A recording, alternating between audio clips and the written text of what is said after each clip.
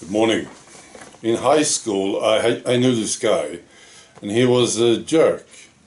Now, he was not an idiot, far from it. He was a smart guy, but he was a total jerk, see? And then, many years later, I found out that he became a journalist in one of the major newspapers here in Sweden. And I was thinking about him when I was reading about this first story that I'm about to tell you about.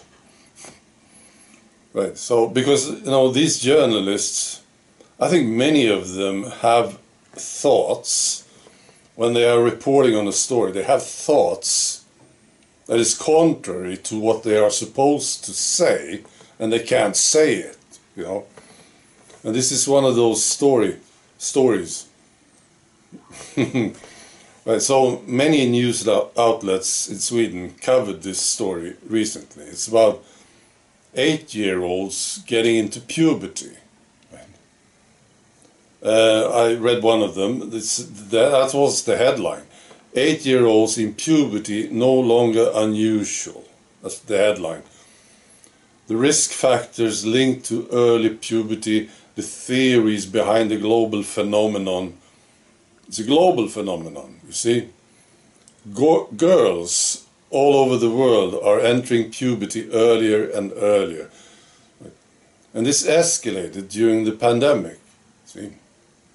So I was thinking about the journalist writing about this. Must have a thought about it, getting close to the truth. And this article said, the reason is still unclear, and researchers worldwide are hunting for answers. Right?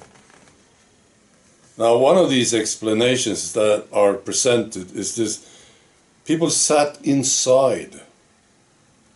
They were less physically active, and maybe they gained weight. And apparently this can speed things up. You reach puberty early if you gain weight, right? Apparently. They had a different lifestyle.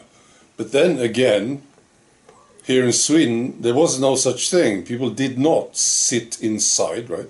Here in Sweden. But still, we have the same situation in Sweden. So maybe this can't be it. So they are looking at this thing. And I was thinking, a journalist like the guy that I knew was a smart guy. Was a jerk, but he was a smart guy. He must have had this thought, maybe it's got something to do with the medical experiment. But then he can't write it. I'm quite sure about this. They just can't say it. So it's forbidden. Here's another one. This is Time. Time magazine, I think. Time. Right. That's where I read it. They are looking at having these warning labels on meat. That's right. And the headline was, what happens when diners are shown climate warning labels on meat dishes? Like they did on cigarettes. In the cigarette package there was a warning label. There is, right? And apparently this was good. It worked, right? People stopped smoking. Now they are looking at doing the same thing on meat. And they say meat is bad in so many ways. It's so bad. Meat is so bad, I never heard this one before. Early in the pandemic, factory farms were among the environments where the virus spread fastest. Do you believe this? I don't.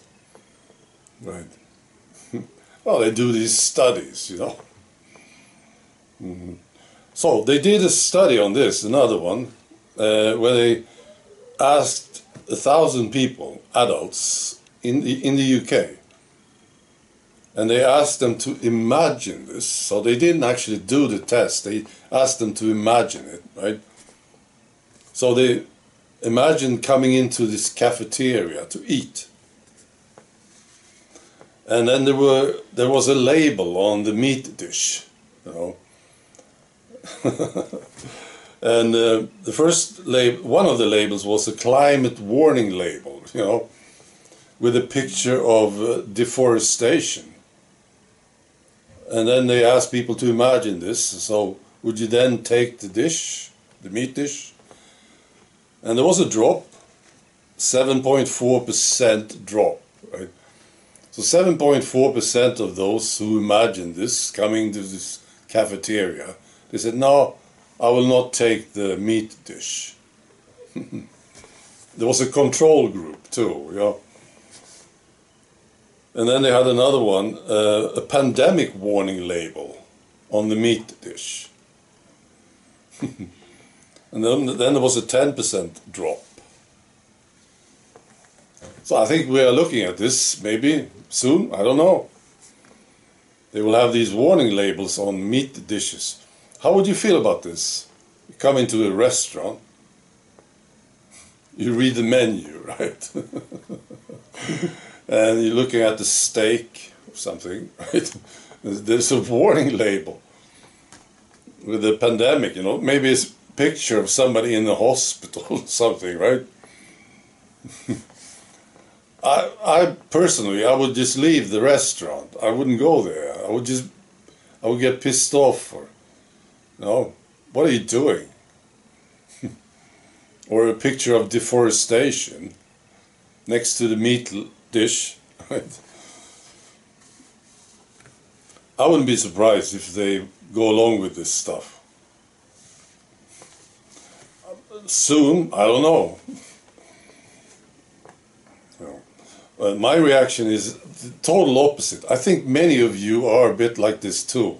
You know, when they tell you that you shouldn't eat meat because the cows are farting and breathing, you know, and this is destroying the planet, apparently. When they tell you that you shouldn't eat meat, you eat more meat, don't you? I think I know you. This is how I react. When they say, this is bad for you, I become interested all the time. And when they say, this is good, I turn away from it. This is how it works.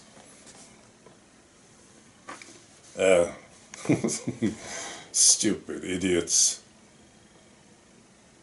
Well, they are still going with this stuff, aren't they?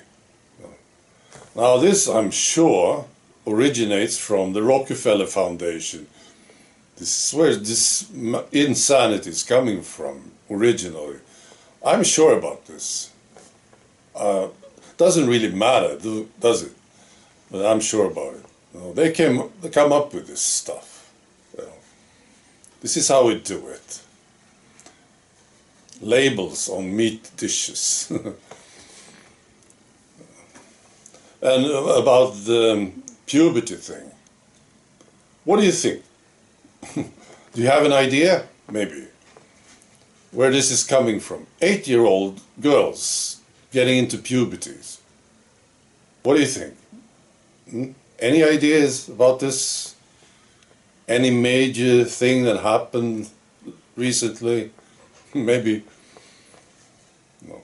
I think it's fascinating to imagine these reporters sitting there writing this crap, you know. I'm sure they think about it. I'm sure about it. They must think about it. Must be, maybe it's got something to do with the medical experiment, you know, because this is the big thing that happened, right? Now we see girls getting into puberty when they are 8. Right, but they can't write about it. Right. I wish you a great week or something. Right? Enjoy your life. That's the best punishment. You know, that's why when you get to them. Eat steaks. Lots of them. Big steaks. You know, with some nice fries and nice sauce. You know. Right. Be good.